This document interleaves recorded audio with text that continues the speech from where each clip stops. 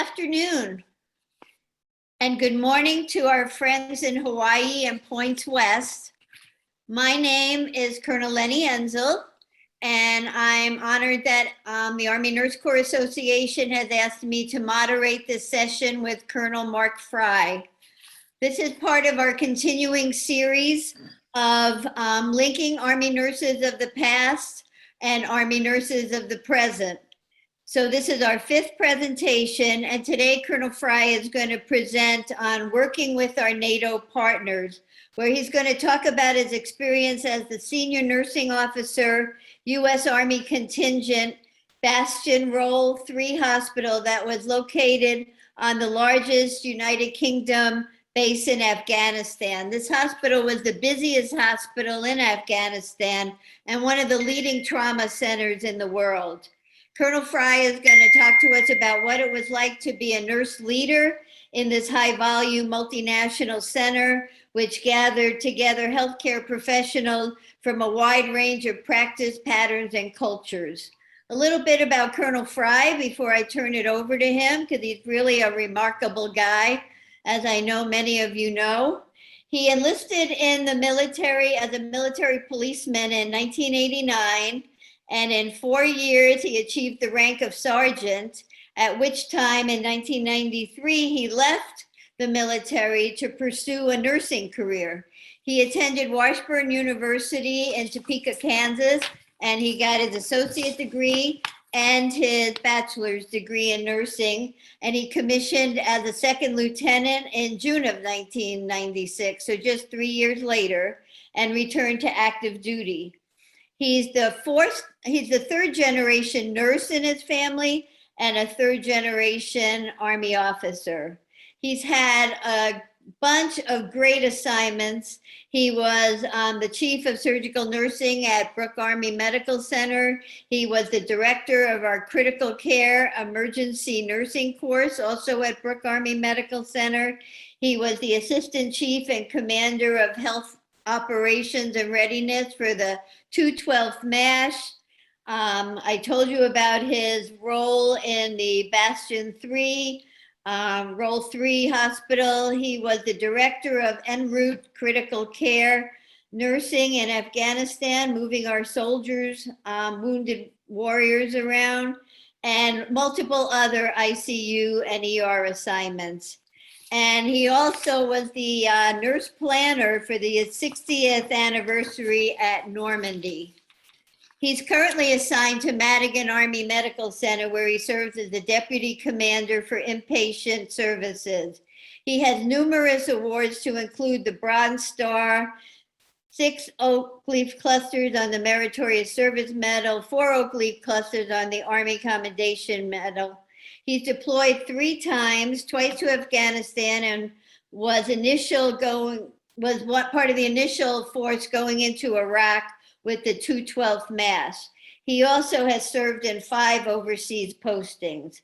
So I appreciate you all joining us today for this very interesting presentation. Before I turn it over to Colonel Fry, I want to do a few housekeeping rules. Can't start without them. We're encouraging your questions, and I will be monitoring them, but please do not use the chat. We're not using the chat. We're using the Q&A function that you should be able to find on your screen, below or to the side or above, depending on how your Zoom is formulated. You'll see something that says Q&A, and if you type your questions in there, I will funnel them through to Colonel Fry either during the presentation or at the end. Colonel Fry has agreed to stay with us for as long as it takes to get all your questions answered. We also have disabled the raise hand function. So that will not work for you. Please, again, type into the Q&A. Please make sure your microphones are muted so we don't have a lot of background noise. When you leave the presentation, at whatever point you need to leave us, you're going to get a simple 3-question survey.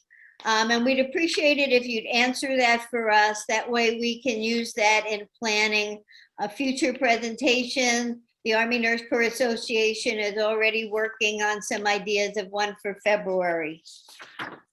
If you are a member of the Army Nurse Corps Association, a recording of this presentation will be posted on the Army Nurse Corps Association website.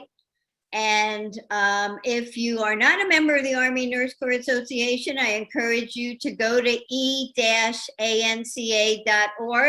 and see if you meet the criteria for membership. And if you do, we'd love to have you join us. So at this point, I am going to turn it over to Colonel Fry, and I've seen his slides and I've had a chance to chat with him, and I can't wait to hear his presentation. So it's all yours, Colonel Fry. Thanks so much for joining us. Thank you very much, ma'am. I appreciate the honor and the opportunity. As Lenny was kind enough to introduce myself, my name is Colonel Marc Fry. I'm the Deputy Commander in Patient Services here at Madigan Army Medical Center. I've been in the Army for just over 29 years, with 25 being in the Army Nurse Corps. The following thoughts are mine and mine alone. Some of you may disagree with them. Some of you may even find some of the things I say controversial. I'm actually fine with that, as everyone needs to find their own way. I just found my way with what I have done to be very successful for me and in the situation that I've been in. But you have to read your audience and your people around you to figure out if it's right for you. This discussion centers upon my time at Bastion Role 3 as part of Op Herrick 18, but also share at the later slides of what happened after Op Herrick 18 and what made us successful working with our NATO allies and a broader approach with Europeans in general. So we'll start with the first slide. Perfect. Next slide, please. All right. So at the age of 7, I moved to Bonn, West Germany, with my family. As Lenny was nice enough to say, I'm a third generation Army officer, so I grew up as an Army brat. I was learning to play soccer or foosball in German with German kids in the neighborhood at local soccer fields. Playing with these kids, I learned to be adaptive and tried to pick up the language. Thinking that I was picking up the language quite easily, I made my first error in language interpretation. After playing with the local kids a few weeks, I was at home with my family and threw a paper napkin towards the trash can and missed. I then said what I thought was the German word for missed out loud. My father asked me what I had said, and I told him that I said I missed in German. He was adamant that I was not saying the right word and to never repeat that word again. I was perplexed because each time the kids missed the goal, they would shout this word out very clearly, which what I thought was saying I missed. So when my dad left the next day for work, my mom and I grabbed the English German dictionary and quickly found out that the word Scheiße clearly did not mean missed. So the first life lesson was, if you're unsure, ask for clarification and to ensure that you're attracting the message and the meaning correctly.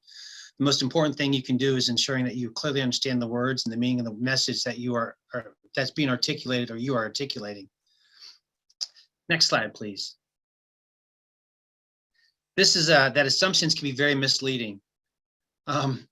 When I moved back to the States in 8th grade, I went from Frankfurt Junior High School to Leavenworth West Junior High School. And my very first class for the day, it was 5 students. I was one of 5 people. The teacher walked in and said to the class in halting English, "Good morning, class."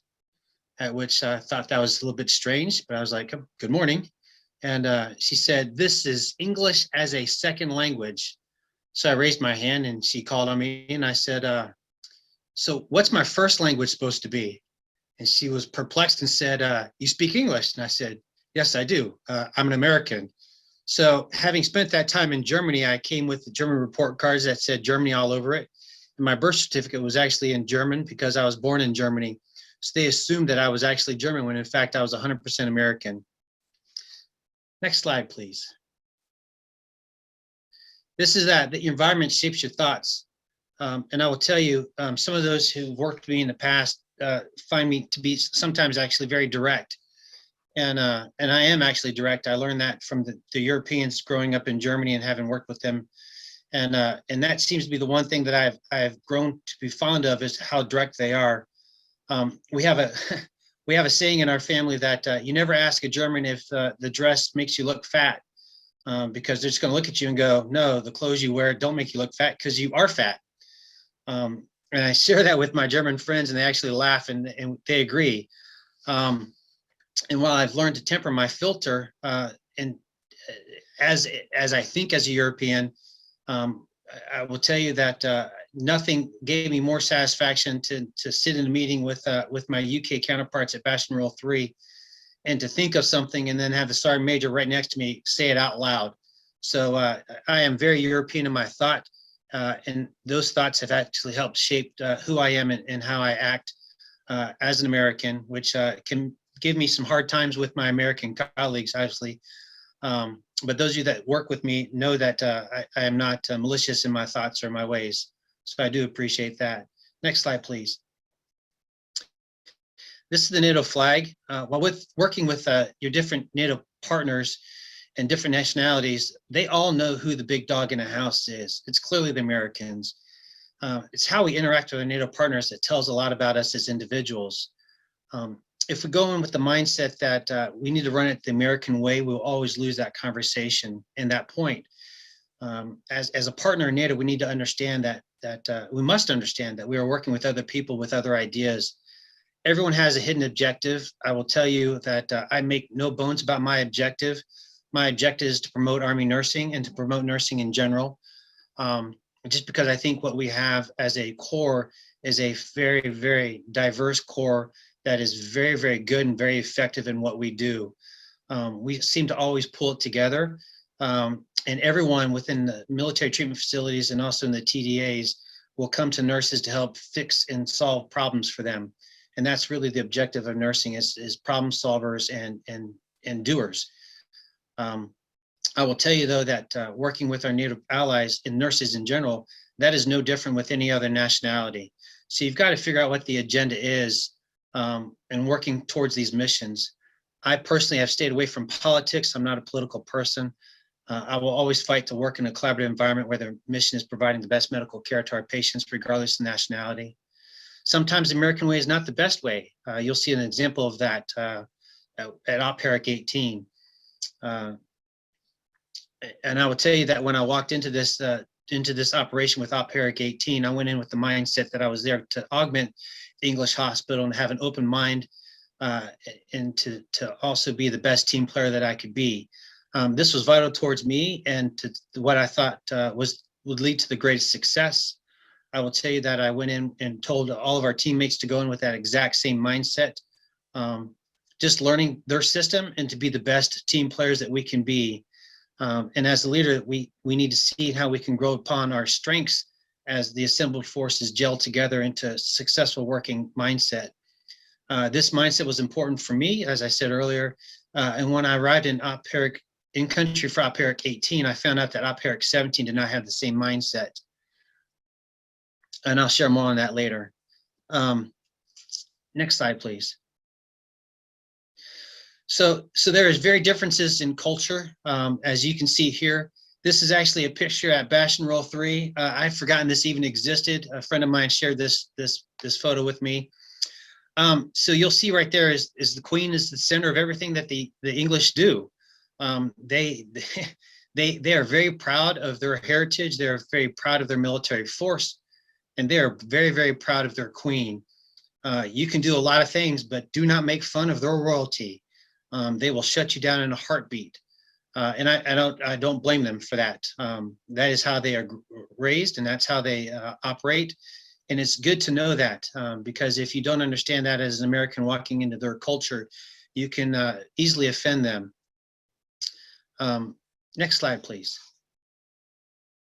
So this is QE2 barracks. This is in Strensall, England. As a matter of fact, I was just doing my research for this, and I found out that it's actually shut down, which is a travesty. This is where everything that we went through for all OPERICs started here in Strensall, England. Next slide, please. The first thing that they did when we got there, this is called hospice, and this is the warehouse that all the training was done in. The first thing they did was had a week of training for just the Americans alone and on the UK system and the UK way. And then the second week was actually the Americans working with the UK military at 2 Med. as we worked and solidified ourselves as a team and a cohesive team. What I learned from this was actually that the UK way of doing trauma was actually a very proficient way and a very positive way going forward. I'm sure some of you have seen the videos out there on the 10th Cache as they're working in Afghanistan. I'm sorry, in Iraq, in Baghdad. I think it was called Baghdad ER. And you saw a lot of chaos and a lot of raised voices and a lot of yelling. And I will tell you that the Bastion way was, we were going to be quiet, we were going to be deliberate. There's one person in charge, and that was the physician at the foot of the bed who gave all directions going forward. I will tell you, it was interesting working trauma as an American and working trauma as an American with the UK at Bastion Role 3. They had a lot of manpower and at their disposal, working with everything they did. And I'll tell you, they set up the Bastion Role 3 as an entire hospital. They set up in hospice, they set up the Bastion Role 3 as a layout. So when you walked into the emergency department and you walked into this drawer, and third drawer down had these supplies in it, when you walked into Bastion Role 3, third drawer down, those are the exact same supplies. And so they made sure that everything was done was muscle memory. And when you do that for 2 weeks, you become very, very good. At the end of the hospice was a mass cow that they did. It was a very interesting mass cow, and it was based upon their medevac flight, which had a propensity for problems, believe it or not. And the problem with on this particular scenario was that the landing gear would not retract at Bastion Role 3, and you're receiving your casualties coming in, which was your replacements. And so it's a psychological event, because you know that this is a possibility. And for us, it became real to life, because as we were flying out of Crete, we had to circle back and land, because that same airplane that had the failure of the landing gear had issues with our landing gear that they would not retract. So it was an interesting an interesting beginning to our OPERIC 18. What I also will tell you about this hospice piece specifically is that there were hundreds of cameras and hundreds of microphones that could see everything that everyone was doing, all the way through from front of house to the emergency department, to the operating theaters, to medical surgical areas, to the ICUs. And so the other thing that I learned from the Brits on this, and it's a very different mindset than the Americans, is that if you have a person that is not being collaborative or being a team player at hospice, they will step the commander aside and say, here's your person that's going to cause you problems. And they give the commander 3 options. The 3 options are to terminate that person and to return them back to their main unit and to proceed without them on your deployment. The second one is to train them and try to mitigate the issues that they are causing. And the third one is to accept them as they are and make no changes to it. And I will tell you, that gives you a very different mindset, because the Brits have no problems removing someone from their force. And I find that actually very liberating, because sometimes as Americans, as I'll talk to later on, we seem to bring people on and try to coax them through. The Brits will tell you that it's up to them and them alone to be a team player. Next slide, please. This is my counterpart, then Major Mary Roden. She's now Lieutenant Colonel Mari Roden. She's absolutely a fabulous individual and a fabulous nurse, and a person that I could not have picked a better person to be on this deployment with. I will tell you, my mindset as a nurse is that very few people are ever going to outwork me. And I kept that mindset all the way through with working with Mari. And what I found with Mari is that not only will she outwork me, she'll outwork anyone. She's absolutely a dynamite on roller skates and everything that she does. And she takes great pride in this, but she's also a very collaborative and team-oriented player. She is a fabulous person to have gone on deployment with, and we've remained lifelong friends ever since then. Next slide, please. Oh, here we go. Sorry. Sir, when did Strensel close? Did you hear why? I was there in 2012. Actually, I read it on the internet as I was searching for QE2, and it was a revamping of the United Kingdom militaries, and they closed it down. So they are actually doing their training elsewhere. So thank you very much for that question. Sorry for this picture. It's a picture of a picture of a picture, and that's Mari to your screen left to my right in the picture. That's actually outside near the front of house in the bay between the emergency, the operating theaters and the CT scans and emergency room. And to your right and to the left was where the mortuary affairs were located. But that's Mari, as she says there in that picture, she's standing tall. So there was a huge height difference between us. Next slide, please. So train as you fight. This is part of hospice, and this is their front of house, and you'll see the people there. It's the emergency team going out to meet the ambulances as they pull in. And front of house is the individuals who are responsible for making sure everyone is disarmed as they come on in. They made sure that nobody had any knives, sharp objects, unexploded ordnance, or any other weapons on them, to include ammunition. And this was done every single scenario, time and time again. And I will tell you, I learned a lot from this time frame, because there was the first time that the Brits and the Americans were working together. They actually stopped this scenario and started all over again because we were not gelling as a team. And I will tell you that I learned a lot from this and took this on forward wherever I went, because if you are not able to gel as a team, it doesn't matter how many fake casualties come on through. It's just going to be a quagmire until you can figure this out correctly. And so that's the one thing that I took from hospice specifically, is train as you fight, do everything in detail and repetition, so that it is not a problem for when you deploy. And I will tell you that on every deployment that I've been on, and have talked to people on their deployments, the Americans always had a train-up period in their deployment, which unfortunately left for some bad adverse events. And so the one thing I learned from this is that when we hit the ground running at Bastion Role 3, you hit the ground running at Bastion Role 3. There was no ramp up, because you've already done 2 solid weeks of training for this. That's the nice thing about the United Kingdom. They can do this aspect, but their military is big enough to fit inside Wembley Stadium and have seats left over. And our military is the exact opposite. So it's a difference in culture, and a difference in style, and it's a difference in attitude. But they can pull it together because they're in a country about the size of Maryland, and we're in a country quite a bit bigger than that. Next slide, please. So this is in the emergency room itself. As I said earlier, this is where everything is done. The realism here is so accurate that we actually bagged an artificial limb off an individual that came in as a quote unquote Afghan national, and we bagged it, and we actually threw it in the trash, and come to find out it was the person's actual limb. Artificial limb, and we had to dive through all the red bag trash that we had to retrieve it and give it back to the individual.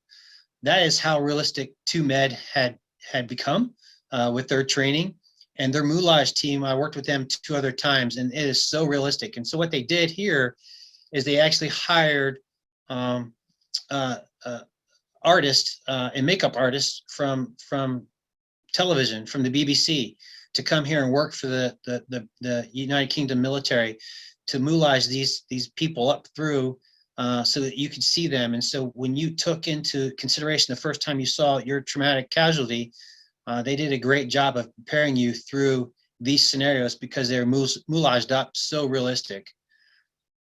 Next slide, please. So as I said, the training here took you on so that you could hit the ground running, because it was train, and train some more until you gelled as a team. And so this is the roll up into Bastion Role 3. To your right is front of house. Straight ahead of you is to where the emergency department was located. Just right in that little outbuilding where those rickshaws are at is where the CT scanners are. And then to the left in that green Conex was where all the ordnance was placed. So when you had soldiers come in that were injured, the front of house would disarm them and put tags in for everyone's weapons, and they would stay in that green connex there. And then to the right of that, next to the flagpoles, was where mortuary affairs were, and where decedent affairs were. And so that was actually entering Bastion Role 3. Next slide, please. This is, as I said, front of house. This is where the Brits, you took all commands from front of house coming on up. They made no bones about it. They were in charge, and it was, regardless of your rank, you took all directions from front of house. Next slide, please. This is just showing the British humor. The D is taken off of this, and to be honest with you, it was so appropriate, because you would face the wrath of front of house if you did not follow their commands. So they were very serious about this, and while they can have a sense of humor, what I find interesting on this is that, you know, we would spend money from the American Army and try to find out who did this, but the Brits were like, well, that's totally appropriate, and we're moving on. So this is British humor at its finest. Next slide, please. As I said, this is as you roll in past front of house, the emergency department is off to your right. Decedent affairs is off to your left, where the mortuary was kept. And then further down at the end of the bay was actually the Marine Corps mortuary affairs team. So I don't know if anyone's actually had the honor of working with the Marines and the Marine Corps mortuary affairs people. I've had the honor twice now in my career. The first one was actually at Landstuhl. They saved our bacon, I don't know how many times, at Landstuhl's ICU by coming on in and helping us at last second issues, regardless of the service or the branch of service the injured person was in. And so the Marine Corps liaisons, whether it's mortuary affairs or decedent affairs or the Marine Corps liaisons, I will tell you, are first rate, have been first rate, and will always be first rate in my mind. And this team was no different. What is interesting about the United Kingdom was that anyone who died at the result of battle or the result of in the hospital itself, all of them would be taken to the mortuary affairs, where they would actually, it was now a crime scene, and whether it was local Afghan people or their own British military members, and they treated it as a crime scene and reviewed everything all the way through the process to see what happened, what failed, why did it fail, why did they die. They would actually CT all the dead bodies to make sure that there was nothing that they missed and that they were safe for transport. But I did find that to be very interesting and very different in the mindset of the Americans, because we would do a flag ceremony for every American that walked through, or sorry, every American that passed in our building. But the UK treated it as a crime scene. It's a very different mindset, as I said. So next slide, please.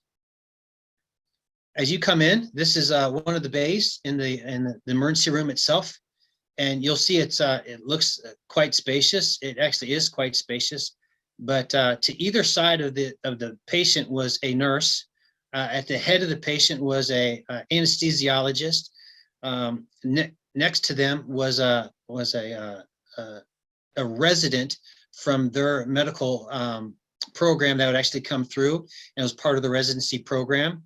At the foot of the bed was the physician in charge of the patient care, and then you would also have runners to include individuals who were using the rapid infuser, and so it was very manpower intensive. And like I said earlier, if you're gonna have trauma done to you, you really wanted to come through Role 3 at Bastion, because you absolutely 100% got first-rate care all the way through the process. Next slide, please. This is the ED team, and I use the word team collectively. This is about halfway through this deployment, and they gel together as a team. And you'll see in the later slides, they did a lot of things together as a team, and it was a very cohesive group. I can't compliment them enough on this. but it didn't actually take long to get here. It just took a lot of effort and a lot of workmanship. And I will tell you, the Americans who actually dealt with this did a very good job of being collaborative in their team environment. Next slide, please.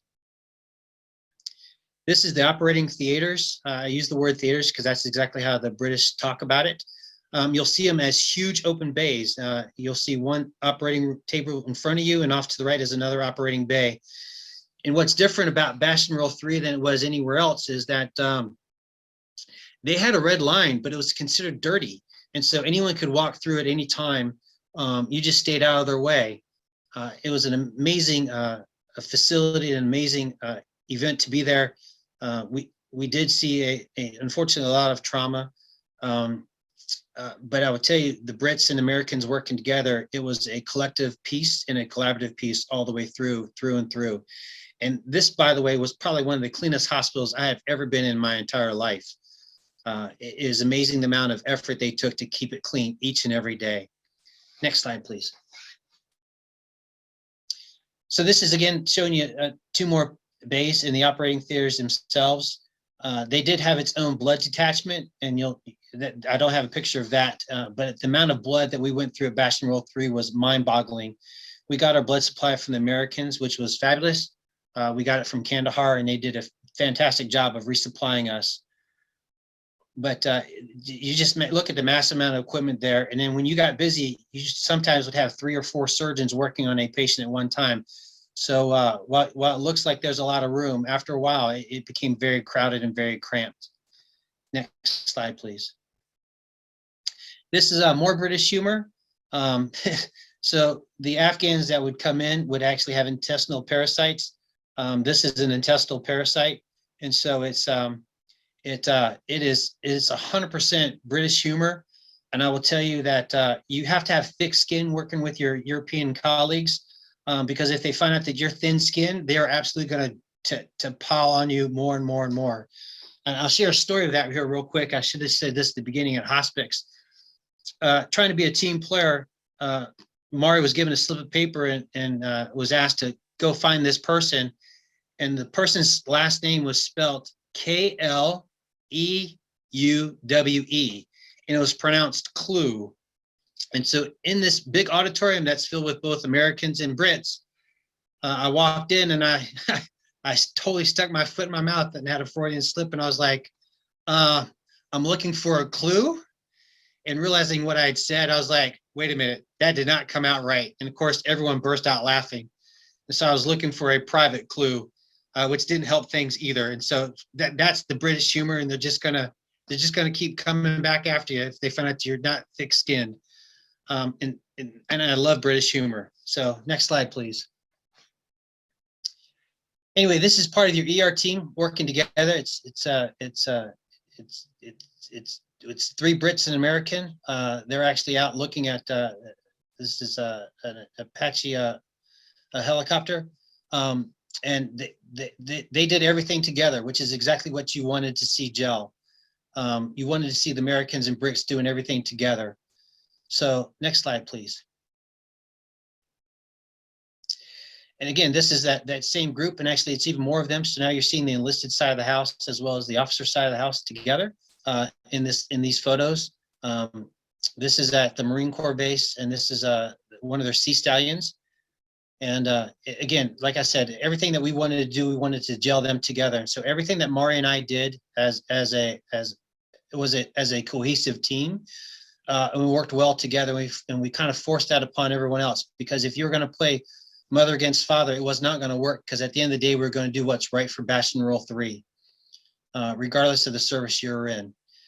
Next slide, please.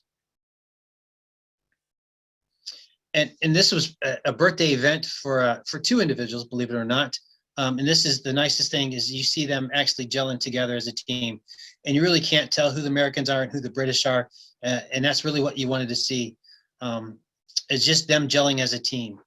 I will tell you that we ended up sending 2 people home from the American side of the house who were not gelling for multiple reasons. When you went to Op Herrick, it was understood that everyone was going to work, and you were going to be a patient care advocate, and you were going to be a nurse, physician, or whatever your role is going to be. And if people chose not to do that, they were actually sent home on either side of the aisle. So while it does not take me great pride to say we sent 2 people home, but we did send 2 people home that were not being collaborative, and it helped gel us even more. Next slide, please. So this is changing the culture. This is at the time Sergeant First Class Murphy. He has since retired. David Murphy. He took care and great pride in flying the American flag just about every single day at Op Herrick 18, whether it was morning or evening. I spent many a time out there raising the flag in the morning or lowering it in the evening. And when he took a week off for other issues that came up that he had to attend to, I was the one that actually had the great pride of raising and lowering the American flag in his stead. And you'll see the next slide, please. And how he changed the culture is that he actually got the Brits to start paying reverence to their flag. So at the end of the duty day, you'd have someone from front of house come down and lower the UK flag and put it over their shoulder, and off they'd go and walk away. And the next morning they'd come out and raise it up, and there was no ceremony, no fanfare, no nothing. So you know, us with Americans, we you know, reveille and retreat every morning. And so next slide, please. It was with great pride that he actually got the UK to actually raise the American flag and honoring our flag. And then we did so doing the exact same reverence with the UK flag. Next slide, please. And what you see here is that reverence, both the United Kingdom and the United States working together as teamwork. And it was really nice fostering to see what then Sergeant Murphy did for us on this mission. Next slide, please. So now I'm going to talk about promoting exceptionalism. This is post Bastion Role 3. This is our mission with the 212th Cache in Spain. And I will tell you, there's something different about how the Army approaches promoting itself versus other militaries. And so what you'll see here is that this is a sergeant. Actually, she's a pharmacy tech, and she was running our pharmacy in Spain. And she would do all the briefings. And so what we had all of our enlisted soldiers brief every single dignitary or every single group that came on through what they did and why they did and where it was at and what they would do. And what we found is that this is very different than most other militaries, because it's the officers that brief the side of the house and enlisted soldiers just work. And for us in our military, we promote the exceptionalism on the enlisted side of the house. And I say this because it brings me back to the story at Bastion Role 3. There was the UK military nurses are both enlisted and officer ranked. There is no difference in the educational format of the UK nurse themselves. What separates the rank from the enlisted from the officer side of the house is that it's a track you go into early if you decide to. And what they'll do is they'll branch them off. And if you want to lead soldiers, then you'll be an officer. And if you just want to be a nurse, you'll be enlisted. And while the nurses on the UK side of the house are trained to be very, very good at their one job, but they are trained to be ER nurses. They are trained to be OR nurses. They're trained to be intensive care nurses. They go to school and they stay in that format all the way through. And what you find in the United States Army is that we are great generalists, and then we go to training to be specific in our specialty, whether it's an ICU nurse or an ER nurse or an OR nurse or a public health nurse. We go to additional training on top of it after we've learned the basics. In the United Kingdom, they actually will start in their chosen profession and learn from there. And it's a lot of on-the-job training. And I want to promote this fact of this United Kingdom, the enlisted soldiers on the US side of the house, because in the UK style, they will actually have enlisted ranks all the way through private, all the way through to sergeant major, and then the officer side, obviously from lieutenant all the way through to full colonel, to even include brigadier general on the nursing side of the house. What I learned from them, though, is that they did not care if you were an officer or enlisted when it came to being a charge nurse. And so oftentimes you'd walk into their OR or their ER or their I'm sorry, the ICU or the med surg area, the ICW or their emergency room, you might find an enlisted person being a charge nurse over officers. And actually in our ICW, we had a very high speed E5 who was absolutely crushing it every day. And the OIC, the UK OIC came to me and said, hey, I would like to put as a charge nurse one day. And I said, as long as the US OIC agrees to it, I have no problem with that. And they came back and agreed to it as a team. And I had an E5 actually as charge nurse in the ICW on a day that we actually had 2 issues come out. And she actually executed both jobs or both those issues as a professional charge nurse would. And she did a fabulous job. And again, I'd go back to promoting exceptionalism from the US side of the house, because our enlisted ranks do stuff that most militaries wouldn't even dream of allowing them to do. Next slide, please. And this is here, this NCO, Sergeant Roper, answering the questions to a Spanish OIC who's coming through and asking him specific questions on how we dispense meds and how's the US system different from the Spanish system and what it looks like. And what you'll find is that the US goes into a operating theater with a smorgasbord of meds that are available to us. And most NATO partners go in with a very limited quantity and a very limited selection. That's one of the things that separates our militaries apart from each other. And it's nice to be an American in that regard. Next slide, please. So when you're deployed in a remote setting and you're an American, you are what everyone wants to see. And so this is a Spanish contingent, and all these officers that you're seeing here are all medical students or in the medical corps who are undergoing training at some point in their career, and they marched them out to actually come through and see the 212th cache as it was set up. Now, we did not set up the whole cache. We actually had a hybrid set up, but it was interesting because we were the American contingent at this training exercise that actually was a part of a live fire exercise and a huge endeavor that included multiples of military forces. We had the Danish out there, we had Canadians out there, we had the US, we had the Spanish, we had the Germans, we had Belgiques, we had a whole slew of other NATO partners. Next slide, please. And so what we do is we showcase the team. The individual that my hand is pointed to is Sergeant First Class retired Roy Jenkins, and then Sergeant Ramirez with your back to us, who's actually our interpreter, because these are all Spanish people and they're speaking Spanish, and clearly I do not speak Spanish. But Sergeant Ramirez did a great job of translating, and I'm showcasing the team that I don't do anything without my NCOs on my side. Next slide, please. This is Sergeant Ramirez explaining to the Spanish military cadets and students and officers what it is that we do in the emergency room. And as you said here, this is a hybrid because you'll see that's an ER bed in front of Sergeant Ramirez.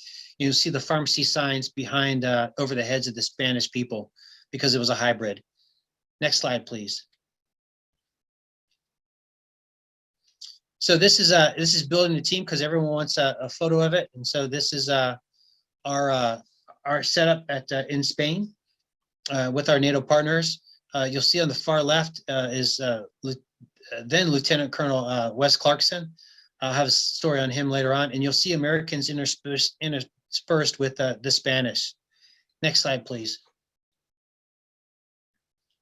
So when we were out in Spain, we did a lot of treks into Spain itself.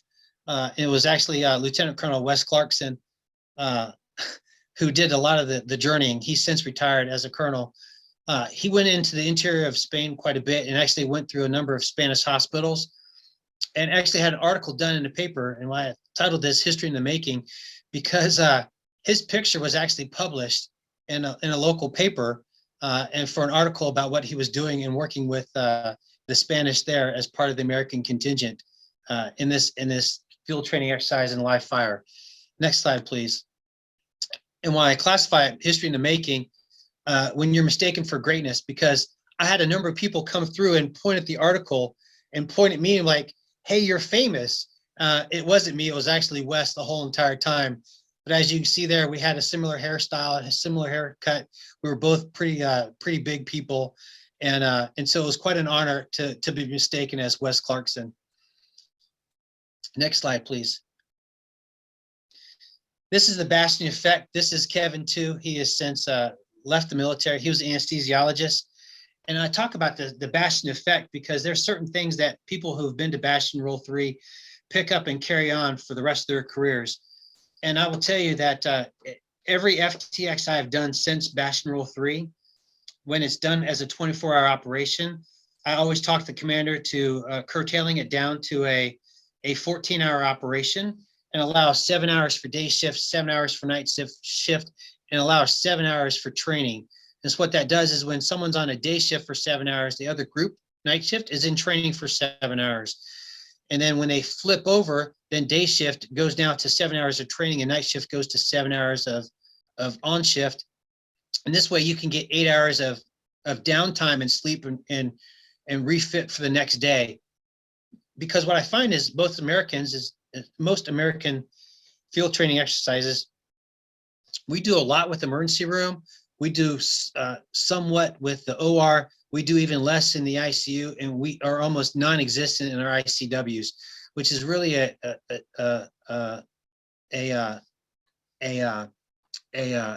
really, it shortchanges our abilities. And so I think that if my advice to this next generation out there is please take that on. Please try to encourage your folks not to have a 12-hour night shift, because one, there's no OCs during those all 12 hours. Two, your night shift becomes very, very good at playing cards and doing other stuff and not really good at their jobs. And so for us, it just made a world of difference, and it worked out well for us. And Kevin too actually helped convince the commander in our articulations to then the 212th commander moving forward, and he did a fabulous job with this. And that was Kevin too and myself working together on this. So I have a question here from Major Olson. It said, you mentioned enlisted members acting as a charge nurse, normally held by an officer. Have you adopted this philosophy in the workplace? Best person for the job mentality? If so, have you encountered criticisms towards this and recommendations to build confidence in junior enlisted soldiers to lead charge over some even more senior officers? As charge nurse in a military setting on the American side, I have not adopted that specifically, just because there is a rank structure in the United States military that is not saying there isn't a rank structure in the UK. There is, but at the end of the day, those nurses knew each other and they knew their strengths, they knew their weaknesses, and so it was a little bit easier to manipulate that piece. But as for the best person for the job mentality, absolutely. I will take a captain over a major. I will take a major over lieutenant colonel. I will take a lieutenant colonel over an 06 if it's the best person for the job. I have done that here, probably much to the chagrin of some other individuals. I have moved people out of positions who were held by higher ranking individuals to move the lower ranking person in because they were better at the job. And so you can do it as long as you do the proper counseling that goes with it, or you just make the change and everyone agrees to it. So that's how I've adopted to that piece. But as far as enlisted personnel being in charge, no, but I will tell you that when it comes down to the award masters, I will tell them that they speak for the CNOIC or the head nurse every day of the week. And so as they're working together as a team, if you're underneath that CNOIC and that award master speaks, you need to deal with that. So this is more on the UK culture. What you have here is Castle Howard. So I will tell you, you got to give it to the Brits when they do an OPD somewhere, they do an OPD somewhere. And so they actually showcased Castle Howard, and they brought us out when 212th Cash went to Strensel Role 2 and worked with them as part of the 2-med process. And this is one of the things that I was able to do through Mara Roden and my connections at Bastion Role 3. I will tell you, this almost started off as a travesty and not a great working environment. because most Americans will go in saying, "Hey, listen, let's work," and then when work is done, we'll all get together and and and and and break food and share food at the end of the event. And the Brits are the exact opposite. They want to get to know who you are, and what makes you tick, so they understand who you are and what you're about.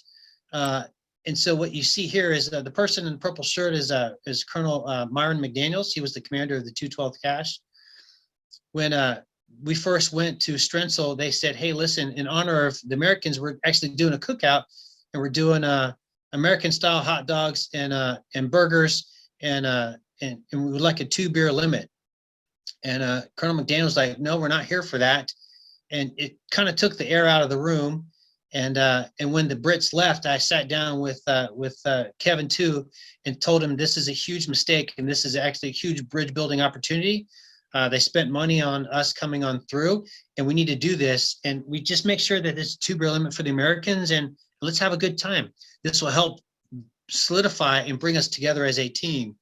And when they came back in, Colonel McDaniel, to his credit, changed course, and we actually had that cookout and that feast together as both UK and US militaries, and gelled everyone as a team together.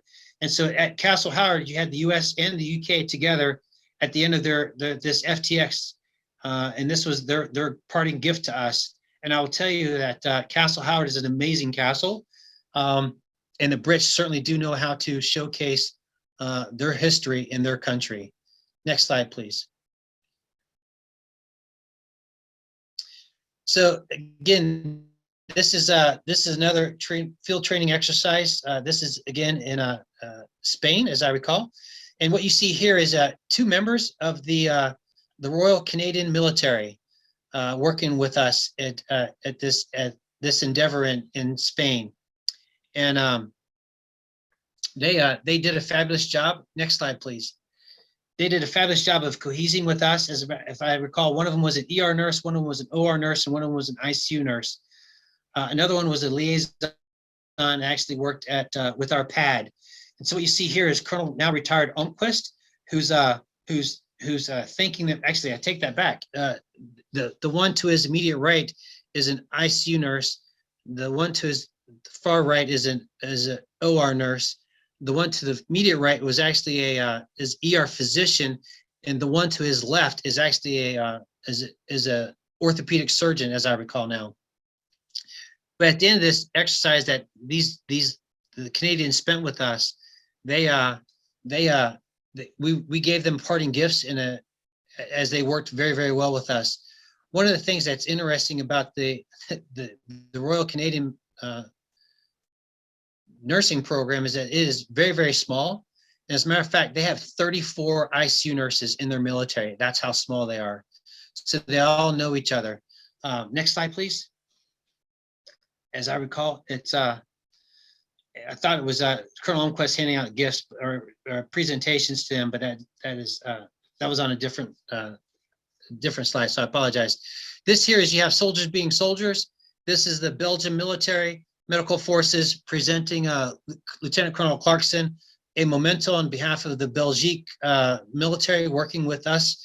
And that was an award given to the 212th Cache that Lieutenant Colonel Clarkson accepted on behalf of Colonel Omquist. And the one thing that all NATO soldiers and all soldiers actually everywhere have in common is they are proud of who they are and they're proud of their equipment. Next slide, please. And what you'll see here is this is a Belgique ambulance. And it's and they came on over when they presented the gifts. They allowed the doors to be open. They showcased how they do their care in the back of their armored ambulances. And it was real interesting to see how cramped it was. And when you close those doors, it can be somewhat of a claustrophobic event because you have no windows to the outside and you only have overhead lights. And so that's wonderful. One of the wonderful things about working with our NATO counterparts is that they'll bring their wares on in and let you showcase them. Next slide, please. This is captioned when the exercise gets real. We were starting to close down. That field training exercise, like I said, it was a live fire event that nothing happened. And then lo and behold, as we are starting to index and take things, our equipment out of the 212th cache, there was a hard landing of a helicopter, of a Spanish helicopter specifically, that brought 3 casualties to us that we stabilized and then shipped out. And what you see here is a Spanish physician who's there as an interpreter overseeing what we are doing on the care of their helicopter that landed hard. And so it just showcases that you need to train as you fight and be prepared for any endeavor all the way through until the end. And that's what we were as part of the 212 cache. Next slide, please. So force multipliers. What you have here is a picture. The person on the left is now Major retired Michelle Friedak, and to the right is now Major Tanya Jordan. And why I say force multipliers is because you need someone on your team that can actually cohese and bring people together. And that's what these 2 people were for the 212th cache. I will tell you that they were so good and so solid at what they did about bringing people together. They were actually absolutely able to achieve things that that we ended up not getting in trouble for, because they thought that we had utilized our military vehicles to travel off post to get pizza. But what Michelle Friedak and Tanya Jordan were able to do is talk the military police, the Spanish military police, to drive off the training base to get pizzas to bring back to the 212th cache. And when our high headquarters found out about it, they're like, whoa, you guys drove off base to get this? And we had to tell them, no, we did not drive off base, but this is the networking that Michelle Friedak and Tanya Jordan did. And so please find your force multipliers, because they can make your life a lot simpler. And I say that because, next slide, please. Michelle knew some German nurses, and we're down in Grafenwehr, and lo and behold, 2 German nurses walk up to us and say, hey, we want to participate in your FTX. And that's what we did. We brought them on out, and we signed them on to Grafenwehr and brought them into the hospital. The one on the right is actually, she has an American father. The one on the left is through and through German. So her English was actually quite good. So, and the one on the right was absolutely fluent in English. But they wanted to work in our emergency room, and where it's a little bit different is how you care for foreign nationals coming on in and working into your environment. And we brought them on as equal partners into our emergency room underneath Michelle Friedak and Tanya Jordan, and bringing them up to our standards on how we do business. And so this is another great difference in the Bastion effect, is what I would call this. 1, allow me to have the open mind, and 2, allowing your resources to work together to facilitate success. And this is the bridge building between the US and the German allies together in Germany. Next slide, please. Because you'll never know when and how your allies will come together to gel together. This here is a German ambulance in Spain. They actually drove it all the way from Germany all the way down on the roads. This specific crew was absolutely fabulous and very open and very receptive. They took Americans out in the back of that ambulance so they could see what it would be like riding in the German ambulance. They opened up the doors to allow people to climb through, step in their turrets and their hatches. They were so open that I actually got to sit in the driver's seat. Next slide, please. And I'm sorry, this is the back of their ambulance, my fault. This is the back of their ambulance, and showcasing where it is and how cramped it is. You'll see there that Coca-Cola is everywhere. You'll also see that the only light is that overhead light, and then you have a hatch where a person is up, perched up on the back of the hatch. The person in the back of the hatch actually controls and operates everything in the back, which is fantastic. They are also there to help the driver see, because that ambulance is so large that backing up, there is no backup camera. It is the person on the back hatch who's looking out. And so this is the viewpoint into the ambulance itself from the back end. And you'll see the only way to get into the ambulance is either through that hatch or the back doors itself. And it's quite cramped once you get in and sit down in that area. Next slide, please. And this is our Canadian counterparts looking through the back of the German ambulance as the Germans are showcasing what they have and how it all operates. Next slide, please. That is me in the driver's seat, and you never know when the opportunities present itself. I actually had the luxury of driving that beast around that encampment for about a half mile, which was fabulous. Next slide, please. So you never know when you're going to be driving, and that is actually me driving that in a training environment. Next slide, please. And that's me parking it. And so you never know, keeping an open mind to the opportunities that present itself, or your colleagues, and working together with our NATO allies. Next slide, please. That is my presentation. Hopefully some of you were able to review or to see what I did at Bastion Role 3, how it worked and how it operated, working with their NATO partners, and how it is absolutely life-changing in every possible format, and it was all for the better cause. So is there any more questions out there to the group? I do have some for you, Colonel Fry. Yes, ma'am.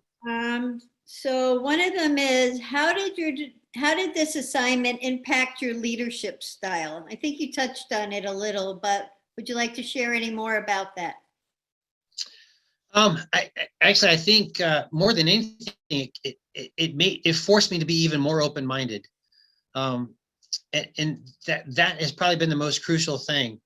I think those that have worked with me or still work with me recognize that I'm adaptive.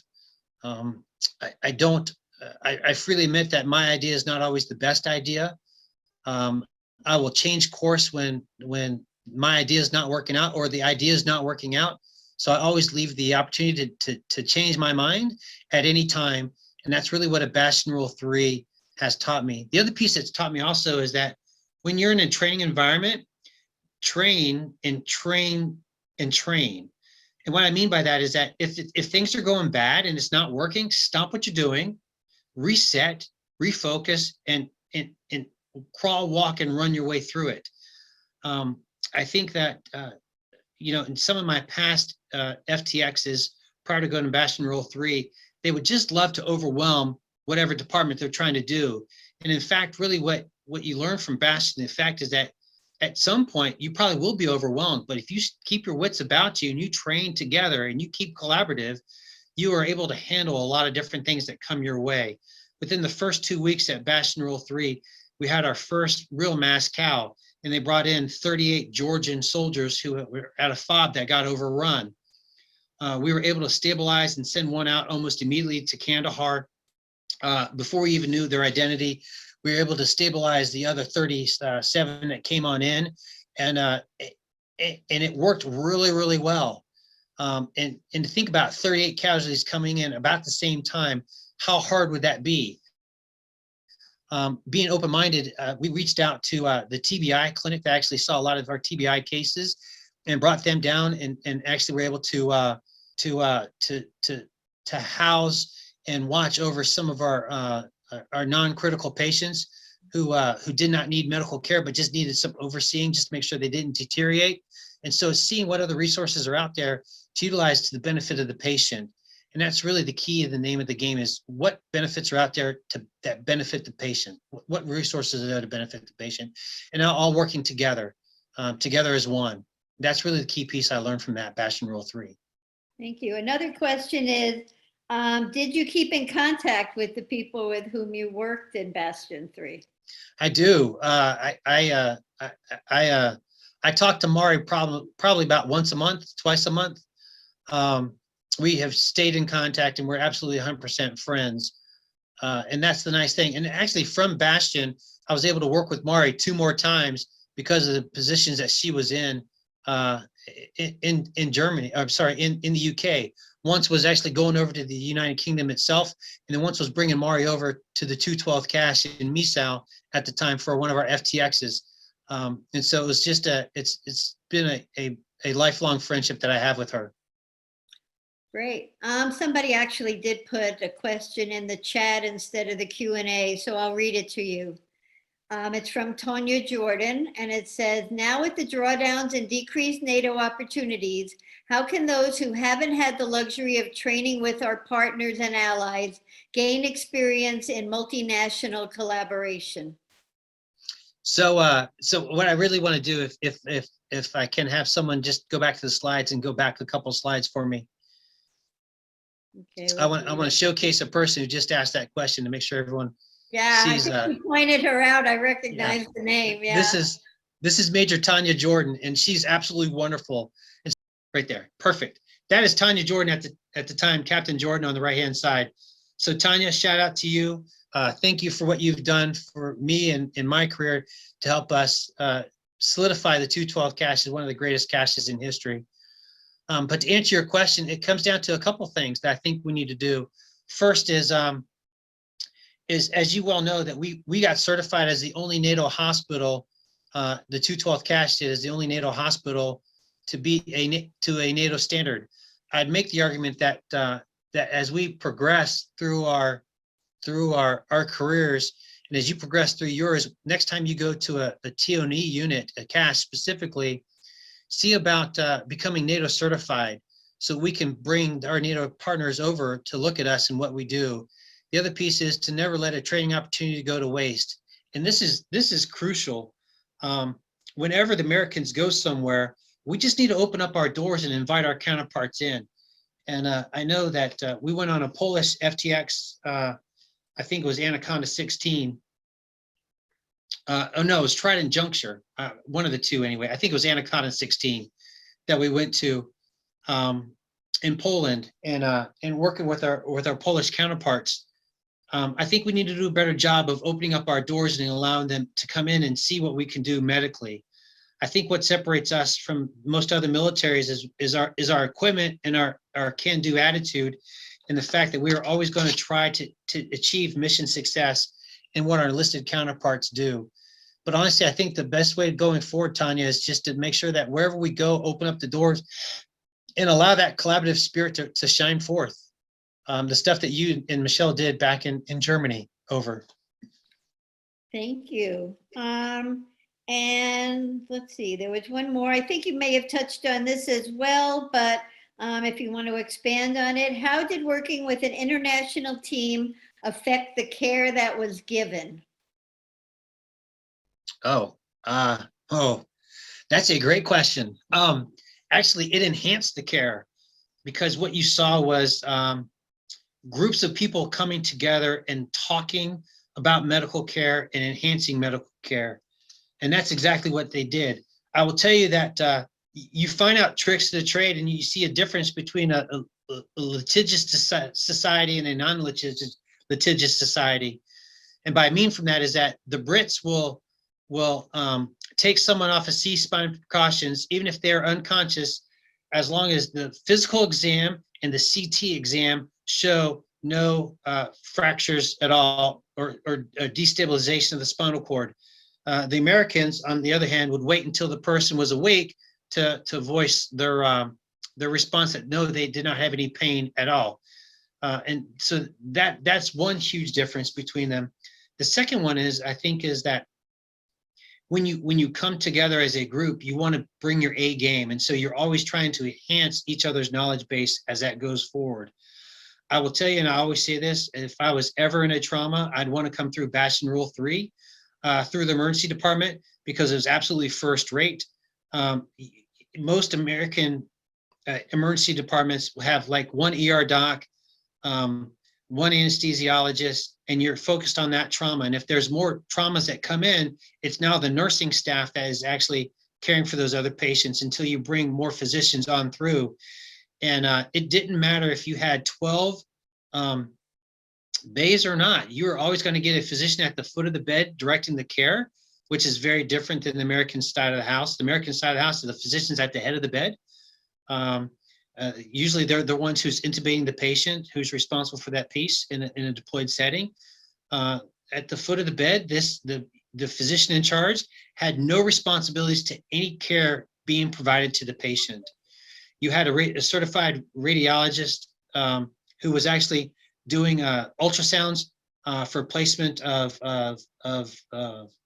would drop a central line into the patient. They would absolutely 100% do ultrasound on the abdomen to make sure there was no bleeding. She did a fabulous job when we were there. And so you see those other aspects and you're like, oh man, that would be great if we could do that piece. But the UK military is so small that they could not operate Bastion Role 3 on their own, which is why they needed Americans to make it a joint endeavor. And so I'd say picking up those little pieces made a world of difference in how you enhanced the level of care. But we also had Danish people there who, when they came in, they stepped in and we never skipped a beat. And I would actually make the argument that it was the training provided to us at Strensel, at QE2 Barracks, at 2 Med, that solidified that piece moving forward. That was the key component.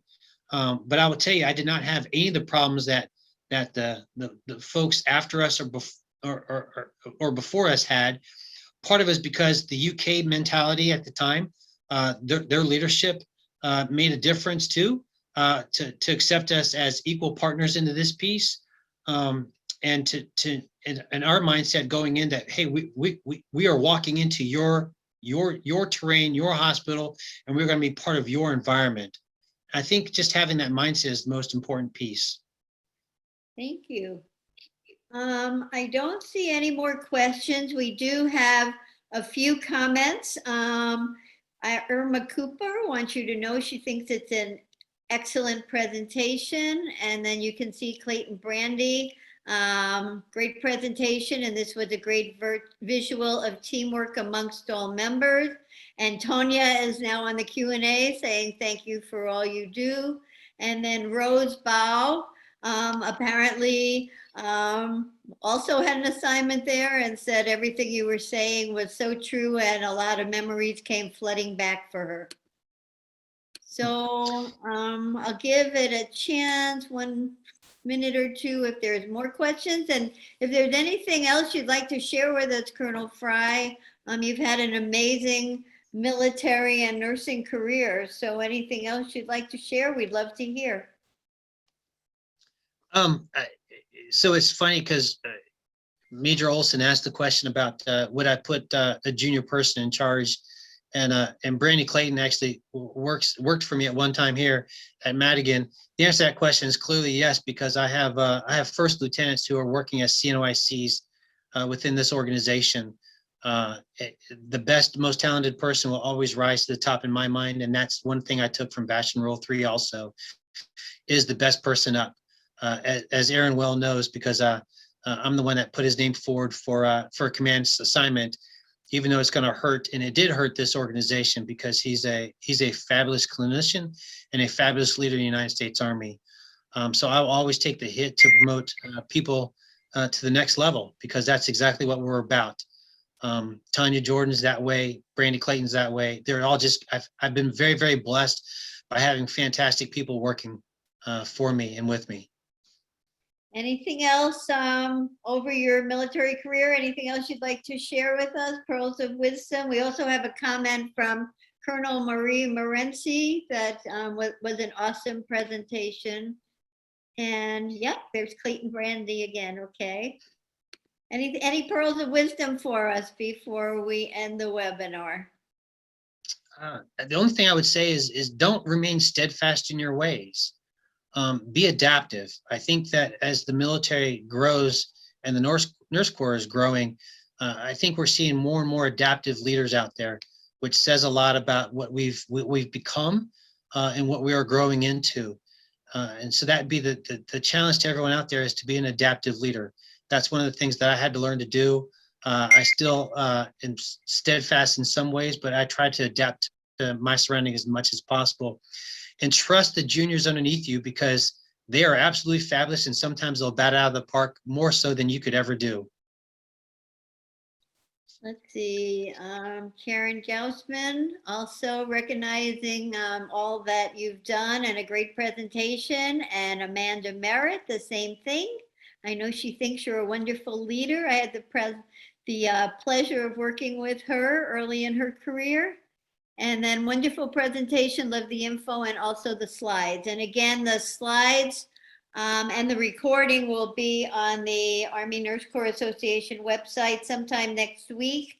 If you're a member, you'll have access to them. If you're eligible to join, you can look at the membership criteria. We'd love to have you join us. We are planning our next presentation for February, so stay tuned for more information on that. I just learned who the speaker will be, so it's guaranteed to be exciting. And Nancy Moulter, the immediate past president of the Army Nurse Corps Association, said if you're not learning, you're not growing. So certainly agree with that. Lenny, if I could, I just would like to thank the Army Nurse Corps Association for allowing me this opportunity to share with you guys and the team out there what I've done throughout my career. And I thank you for this opportunity. It's very, very appreciated. Thank you. It was a great presentation. And let me just check. I think another something popped up. Oh, Colonel Jerry Graham. Oh, I do have a story. Sure. This is, oh my God, Jerry Graham. Yeah, the blast of the past. God bless you, ma'am. All right. So a good friend of mine, Jim Esposito, he and I still talk. We were first lieutenants at Walter Reed when Jerry Graham was the chief nurse at Walter Reed. I will share with you a couple of Jerry Graham stories. The first one is that we would always go running early in the morning. There was a small group of us, and Colonel Graham at the time would always just remark to both Jim and I that we were so nice because we would always run with her. And what she didn't know was that we were just trying to keep up. For those of you that don't know Jerry Graham, she's a wonderful leader and full of energy. And lo and behold, just a couple of young lieutenants just trying to keep up with this 06, the United States Army Nurse Corps. The other piece I'll share with the people out there is that Jerry Graham actually facilitated my success as a company commander at Walter Reed. To her credit, she allowed me to leave the surgical intensive care unit at Walter Reed to go command student company at Walter Reed. And I was the first Army Nurse Corps officer to lead student company at Walter Reed. And that's in great credit to then Colonel Jerry Graham. So, ma'am, I tell you, my hat is off to you. I don't know if you remember who I am, but I distinctly remember who you are and what a positive impact you had on my career. So thank you for this opportunity to thank you in person over the internet.